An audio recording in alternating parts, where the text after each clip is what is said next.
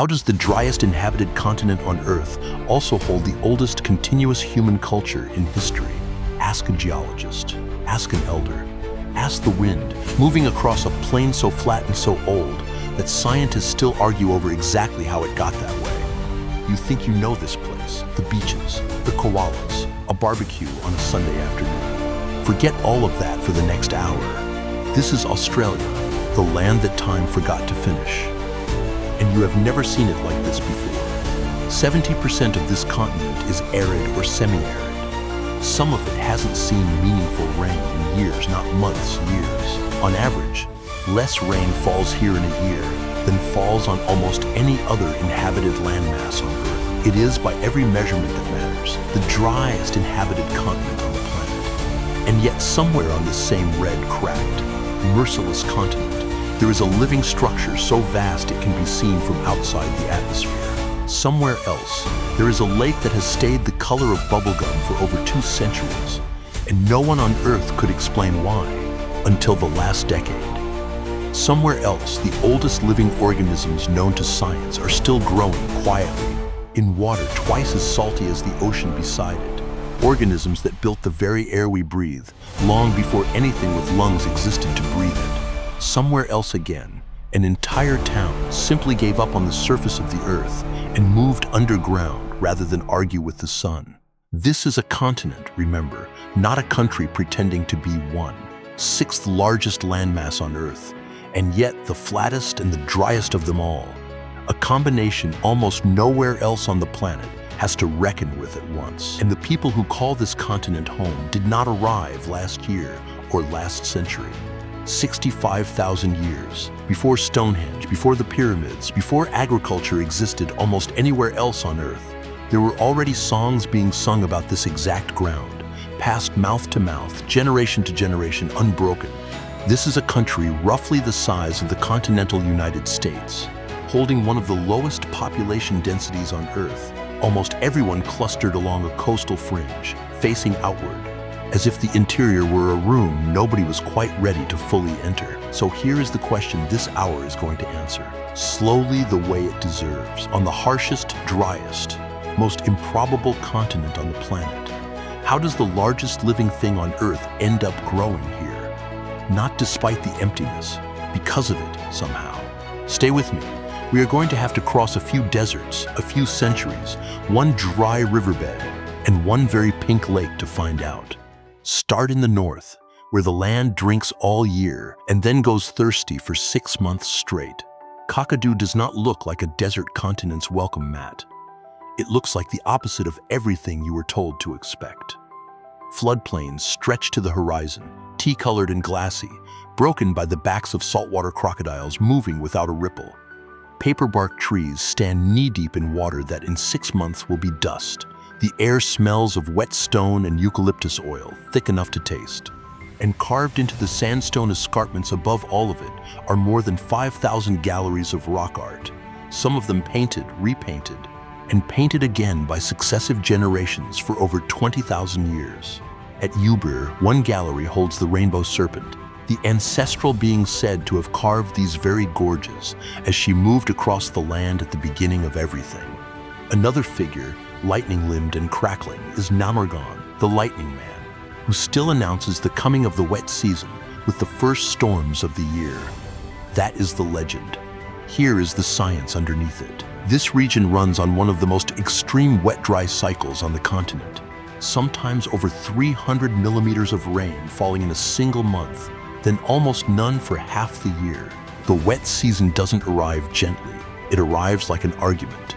And the people who have lived here for over 50,000 years learned to read its signs in the sky before it broke. An old woman moves through the floodplain grasses at first light, checking a line of fish traps set the evening before. She has done this every wet season of her life. Her grandmother did it before her. Neither of them needed a calendar. Wait for the dry season, though, and the whole country changes character. The floodplains shrink to a network of cracked mud and shrinking billabongs, and this is when the traditional owners light the land on purpose. Cultural burning, small, cool, carefully timed fires, lit clan by clan across generations, clears old grass before the dangerous late-season blazes can take hold, and coaxes new growth for the animals that depend on it. It looks to an outsider like destruction. To the Bininj and Mungwi people who still practice it, it is closer to maintenance, a signature they have been leaving on this landscape for longer than agriculture has existed almost anywhere else on the planet. Rain that comes and goes on its own schedule, a serpent that is also a season, a man made of lightning who is also a warning. This is Kakadu, a place that floods to remind you it can also burn. Leave the water behind. Head south into the red center where the land empties out completely. For hours, there is nothing but scrub and horizon. Then, without warning, the horizon breaks its own promise and rises. Uluru does not sit on the landscape so much as interrupt it. A single sandstone monolith standing 348 meters above a plain that offers no other landmark for miles. It is not the largest rock on Earth. It doesn't need to be. What you can't see is the part that matters. Geologists estimate that several kilometers more of this same rock continue underground, unseen, unmeasured, holding the visible mountain up like the tip of something far larger. Up close, the surface isn't smooth, it's scarred, ridged, hollowed, pocked with shallow caves, where water has worked at the stone for longer than there have been eyes to watch it happen. To the Anangu, the traditional custodians of this land, Uluru was shaped in the Chukurpa, the dreaming, the time when ancestral beings moved across a formless world and left the land itself as evidence of their passing. One story tells of Kunia, the Wuma python, who fought here against Liru, the poisonous snake. You can still be shown the marks the fight is said to have left in the rock. Whether or not you believe the story is not really the point. The people who kept it alive for tens of thousands of years are not asking you to believe. They are asking you to listen. Here is what the rock itself will tell a geologist. Arcos sandstone, laid down roughly 550 million years ago, tilted almost vertical by forces that raised entire mountain ranges and then wore them back down to nothing except this. Iron in the stone catches the low sun at dawn and dusk and turns the whole mountain the color of a wound. There is a word the Anangu use for the particular ache of watching a place like this, for the feeling of being small in front of something old. It doesn't translate cleanly into English. Maybe it isn't supposed to. A python fought a snake here, or a fault line tilted a seabed 90 degrees. Pick whichever true story you prefer. They are, in the end, both about survival. This is Uluru, proof that the oldest thing in a room isn't always the one still standing above ground. Some places take a photograph to become famous. This one took a helicopter. Northwest in the Kimberley, a range of banded sandstone domes rises out of the savanna like a city built by something that never learned right angles. The Bungle Bungle Range is made of hundreds of beehive-shaped towers, striped orange and charcoal in bands that run almost perfectly horizontal, as if painted with a level. Walk between them at midday and the heat presses down like a hand. Walk between them at dusk and the whole range seems to catch fire briefly before going dark. For all its scale, domes rising 250 meters above the plain, spread across 450 square kilometers. Almost no one outside this country knew it existed until 1983, when a film crew flying nearby happened to glance down. 350 million years in the making, 40 years in the international imagination, tens of thousands of years in the memory of the Giji people, who never needed a helicopter to find it. The Gija have their own account of how the land took this shape. In the dreaming, a bralga stole the community's water, and a frog struck the bird with a boomerang. The water that spilled from the wound carved the gorges and channels you can still walk through today. Geology tells a slower version of the same collapse. The dark bands are colonies of cyanobacteria, among the oldest forms of life on the planet, clinging to the soft sandstone and, in a strange act of mutual survival, holding it together. Without them, wind and rain would have reduced these towers to sand generations ago. The orange bands beneath are stained by iron and manganese, laid bare wherever the bacterial crust has worn thin. Life is, quite literally, the only thing keeping this ancient mountain range from disappearing into the desert around it. A park ranger out here for 11 years now still won't say the range has a favorite hour of day. Every time the light shifts, she says, it becomes a different place. Walk into Cathedral Gorge, one of the range's deepest natural amphitheaters, and your own footsteps come back to you doubled, tripled, folded back by curved sandstone walls that were never designed by anyone, only worn that way slowly, by the same wind and rain that shaped everything else out here. The domes themselves are built from Devonian age quartz sandstone, laid down as river sediment some 275 million years ago, long before the bacteria that now hold them together had any structure left to cling to. Water stolen, a bird struck, a wound that became a landscape. This is Pernululu, a secret the whole world somehow agreed to keep without knowing it was keeping one at all. Before we cross the next stretch of nothing, we need to eat. This is not a detour. This is the point. Come down off the ridge into the mulga scrub of the central desert, where a woman kneels beside a low, unremarkable shrub and starts to dig. She isn't looking for water. She's looking at cracks in the soil, at the exact place where a root swells slightly beneath the surface. A sign passed down to her, the same way it was passed to her mother, and her mother's mother, going back further than anyone can name. What she pulls from the earth is a witchetty grub, thick as a thumb, pale and glistening. Eaten raw, it tastes faintly of almonds. Cooked briefly in the coals, the skin crisps like roast chicken and the inside turns the color and softness of scrambled egg. 10 of these grubs, nutritionists have confirmed, provide enough protein and fat for an adult's entire day. This has been bush tucker for something close to 60,000 years, in a landscape that offers almost nothing else for free. Further north in the tropics, a different bush food does something almost nobody expects from an insect. Green ants, crushed gently between two fingers, taste distinctly of lemon, sharp and citrus bright, and their eggs have been mixed into water for generations as a remedy for headaches. There is no refrigeration required, no shelf, no menu. The pantry here is simply the country itself, if you know how to read it.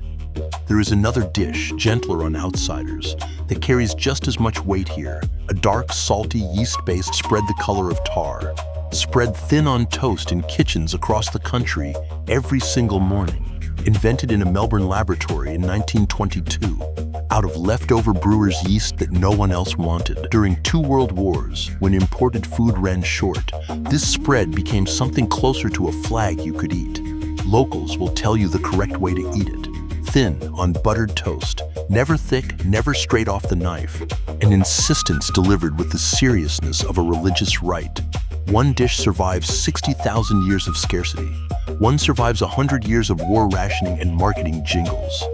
Both, in their own way, are what a country decided to feed its children when nothing could be taken for granted. To the woman with the digging stick, this isn't a delicacy. It's Tuesday. This is the country's table, set not with menus, but with what the land agrees to give up, if you know exactly where to look. Now for something the driest continent on Earth had absolutely no business inventing. Every 3rd Saturday in August, the town of Alice Springs gathers on the banks of the Todd River for a regatta. There are boats, there are painted hulls, race lanes marked out with buoys, a commentator calling the action with genuine sporting urgency. There is, however, no water. The Todd River is dry 364 days most years, and on the one day it matters, competitors simply cut the bottoms out of their boats and run, carrying the hulls at a sprint across bare red sand, legs pumping through a hole where a keel should be. It is, by its own organizers' proud claim, the only dry river regatta on the planet. It started, like most good ideas, as a joke over beers at a picnic. In 1962, members of the local Rotary Club, among them a meteorologist who, of all people, understood exactly how little water this river ever carried, sat around discussing ways to raise money for local charities, and somebody floated the idea of a waterless regatta. Someone asked whether the boats would be towed or pushed across the sand. Neither, came the answer. We'll cut the bottoms out and carry them. 60+ years later, the event survives largely unchanged in spirit, complete with a giant human hamster wheel, a tug of war, a mock naval battle fought with flower bombs, and a crowd of roughly 20,000 people cheering every year for boats that will never once in the entire day touch a drop of water. By midday, the dust off the riverbed hangs in the air like a second, thinner sky, and the smell of sunscreen and hot metal drifts over the crowd lining both banks. The day builds toward a final battle between three motorized ships, crewed by teams armed with water cannons and bags of colored flour, until every spectator within range is wearing some part of the result on their shirt.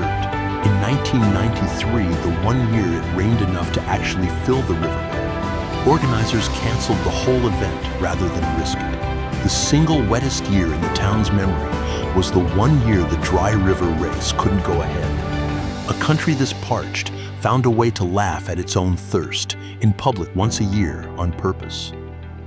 This is the Todd River, the only regatta in the world where praying for rain would ruin everything.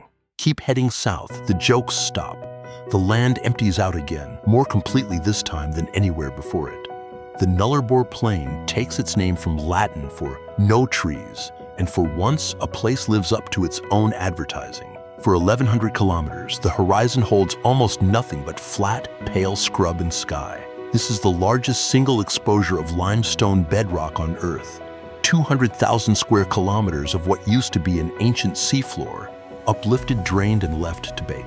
Somewhere beneath your feet, invisible from the surface, is a labyrinth of limestone caves carved slowly by water that no longer exists up here, some of them running for kilometers underground, holding lakes untouched by daylight since before humans learned to sail.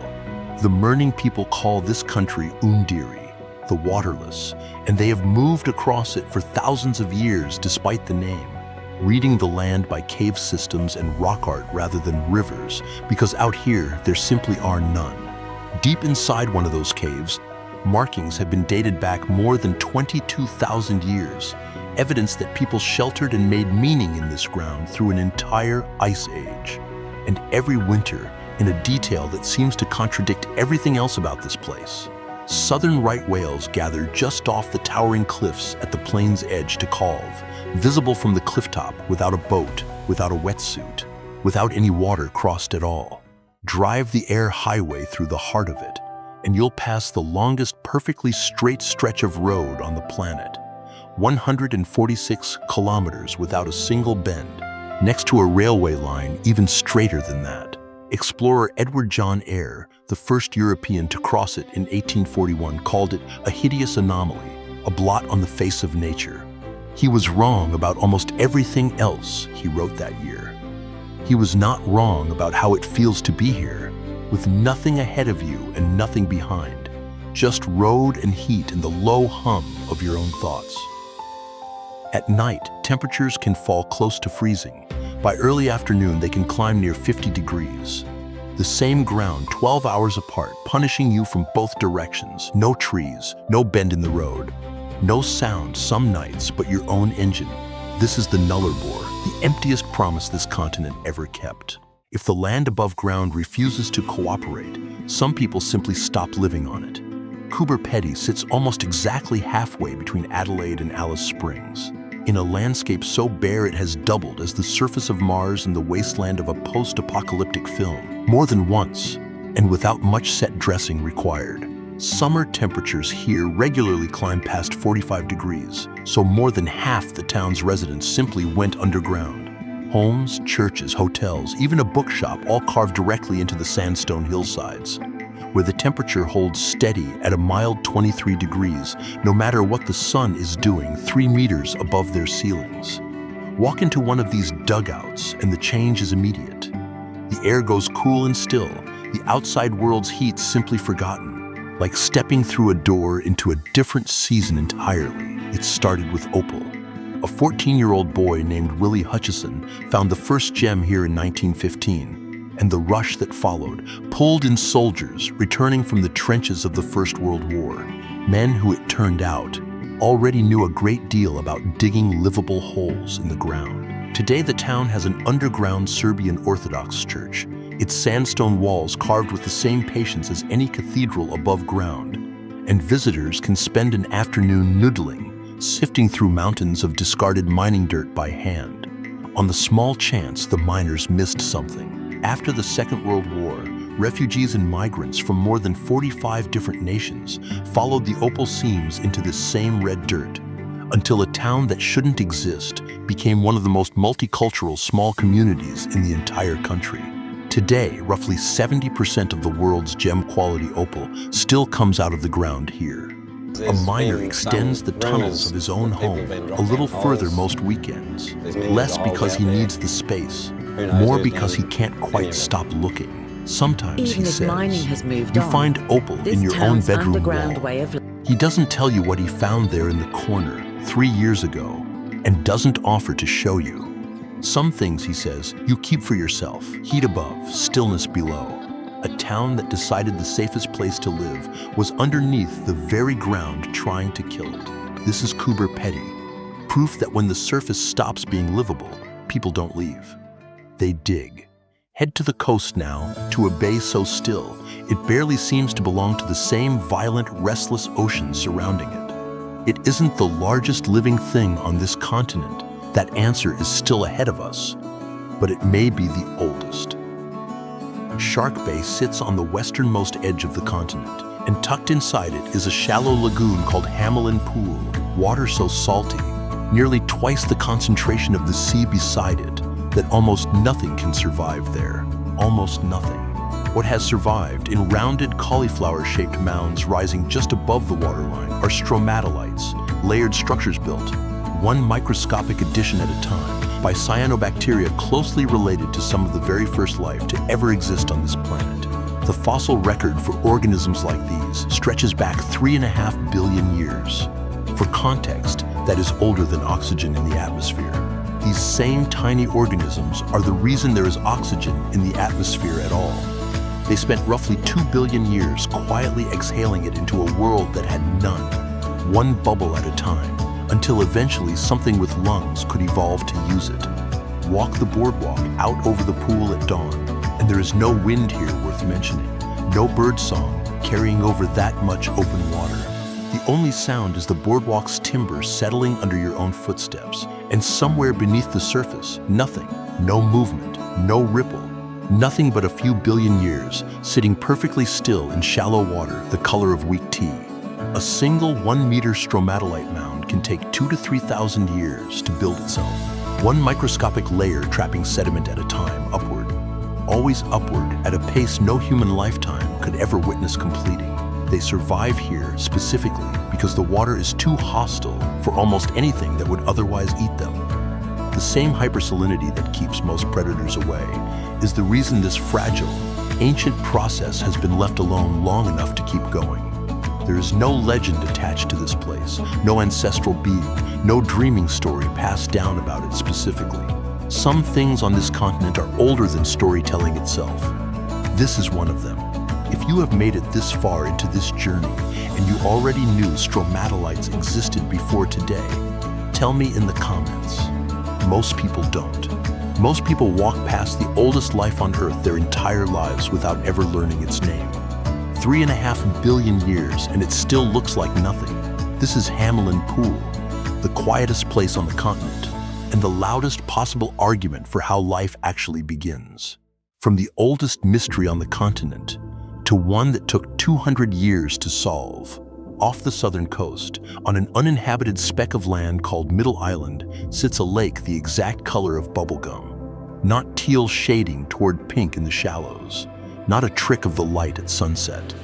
Solid, saturated bubblegum pink from shore to shore, and it stays that way even if you scoop the water into a glass jar and carry it away. In 1802, the explorer Matthew Flinders climbed the island's highest peak, looked down, and wrote in his log that he had found a small lake of a rose color. He named it after a crew member, William Hillier, who had died of dysentery only days before, while the ship was anchored nearby. So this improbable, cheerful color has carried a sailor's name and a small private grief for over 200 years without most visitors ever knowing it. He had no explanation to offer beyond the color itself. For the next 2 centuries, neither did anyone else. Today the lake sits inside a protected nature reserve, reachable only by helicopter or the occasional cruise ship flyover. one of the very few wonders on this entire continent that most people will only ever see from the air.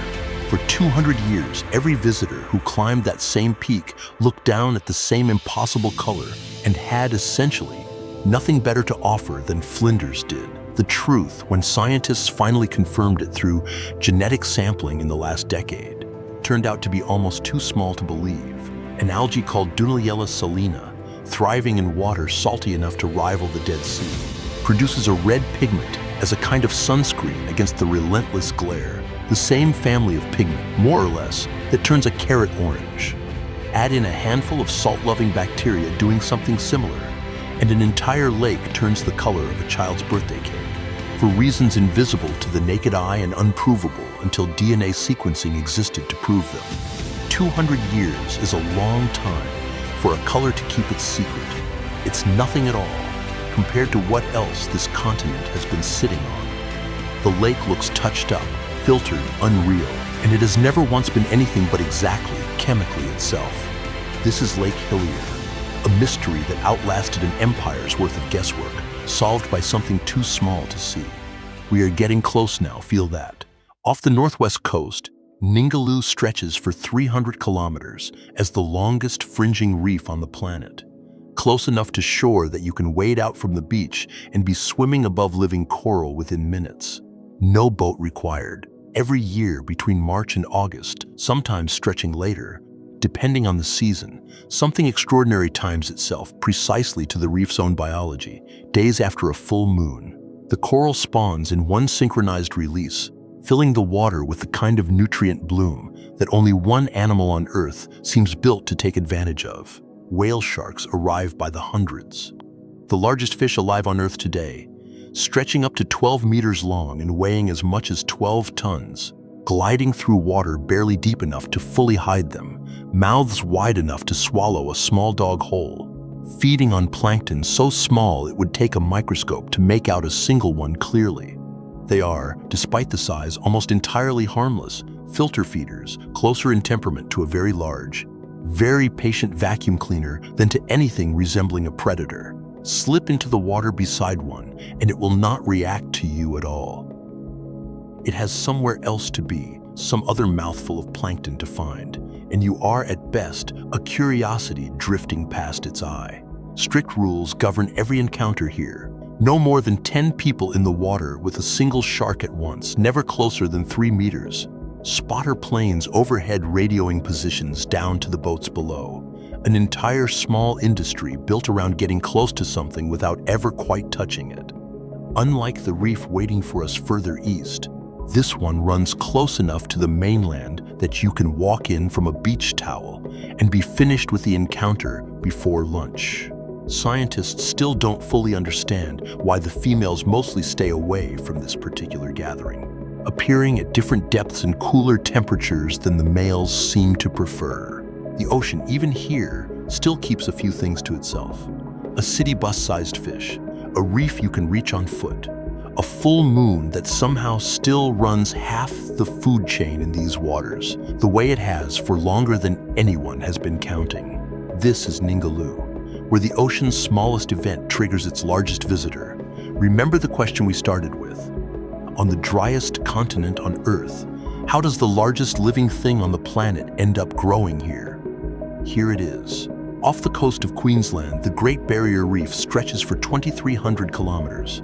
Not one structure, but nearly 3,000 individual reefs and hundreds of islands, strung together into a single system, large enough to be seen with the naked eye from outside the atmosphere. It is, by every serious measure, the largest living structure ever built by life on this planet.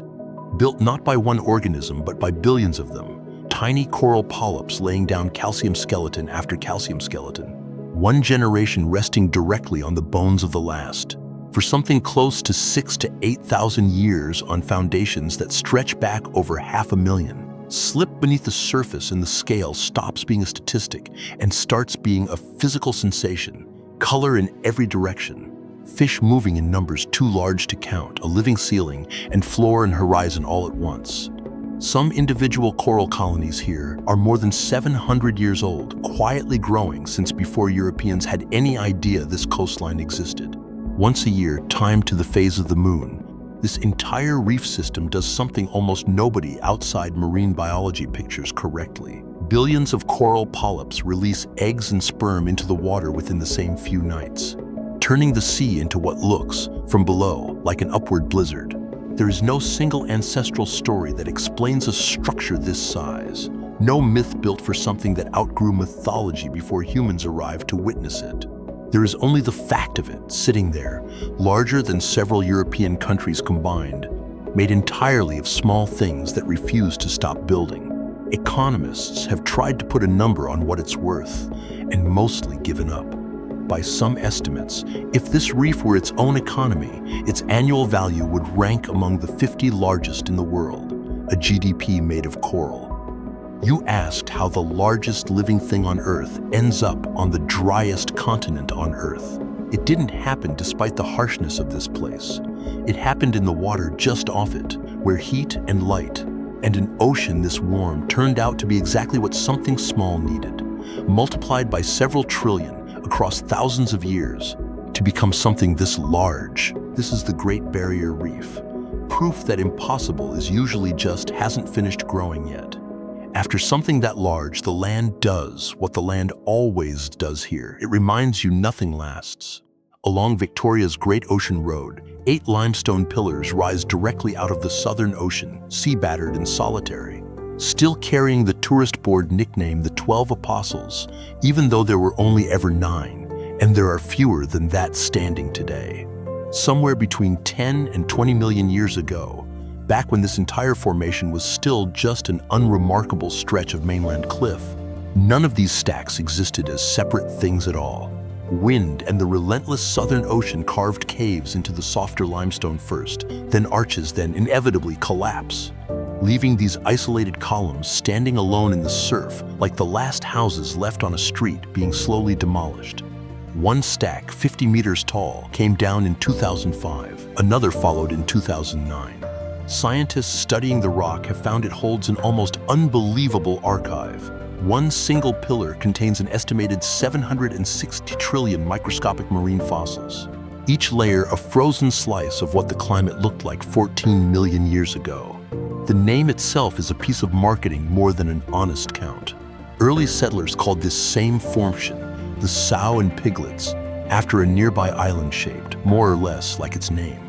Sometime in the early 20th century, someone decided 12 apostles would sell better to visitors than a joke about pigs, and the new name stuck permanently to a formation that at its absolute peak only ever held 9. This same stretch of coastline carries a darker nickname among sailors, the shipwreck coast, for the dozens of ships that broke apart on this exact shoreline through the age of sail.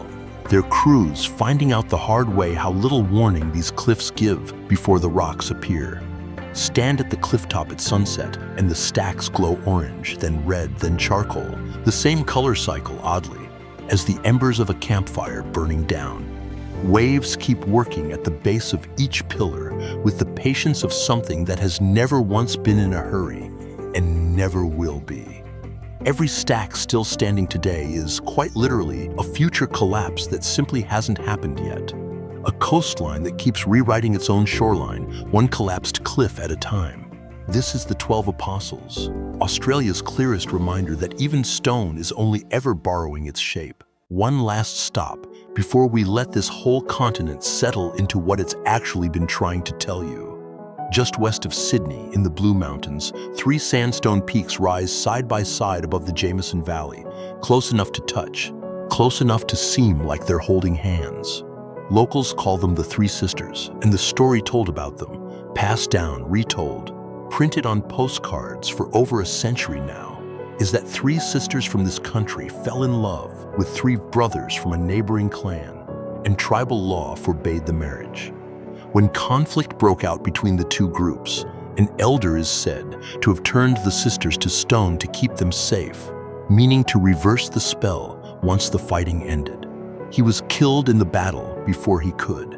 No one else held the power to bring them back. So there they have stood ever since, waiting. It's worth being honest about this one. Some historians believe this particular version of the story may have been shaped or even partly invented. for early tourism rather than passed down as pure ancient dreaming.